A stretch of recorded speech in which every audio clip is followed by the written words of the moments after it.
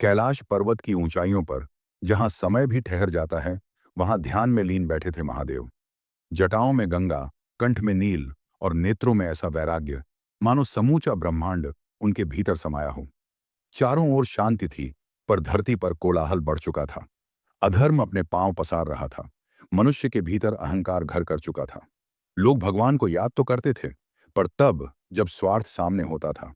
उसी समय एक निर्धन बालक नंगे पांव, कांपते शरीर के साथ कैलाश की ओर चल पड़ा। उसके पिता अन्याय का शिकार हो चुके थे और उसकी मां मृत्यु शैया पर अंतिम सांसें गिन रही थी। आंखों में आंसू थे, पर हृदय में केवल एक नाम, महादेव। कई दिन और कई रातें बीत गईं। बर्फ, भूख और थकान ने शरीर तोड़ दिया। अंततः वह बालक धरती पर गिर पड़ा। उसी क्षण कैलाश पर ध्यान भंग हुआ। महादेव ने नेत्र खोले।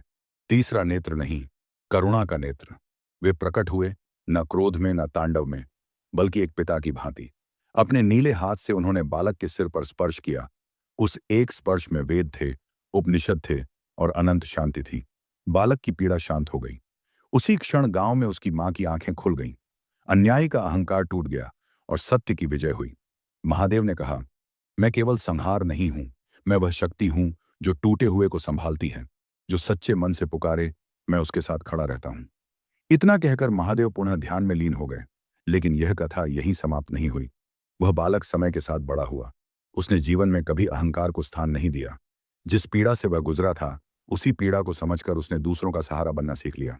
वह भूखों को भोजन देता, कमजोरों के साथ खड़ा रहता और हर दुखी मन को बस एक ही बात कहता, विश्वास रखो, भोलेनाथ सब देख रहे हैं। धीरे धीरे लोगों ने समझा कि भगवान केवल मंदिरों में नहीं होते, वे विश्वास, सेवा और करुणा में बसते हैं। आज भी कैलाश अडिग खड़ा है। महादेव आज भी ध्यान में लीन हैं। पर अंतर बस इतना है, वे मौन हैं, क्योंकि उन्हें बोलने की आवश्यकता नहीं। वे हर पुकार सुनते हैं। और आज भी जब कोई टूटे मन से महादेव पुकारता है, तो भोलेनाथ दिखाई नहीं देते, लेकिन उसका हाथ थाम लेते हैं।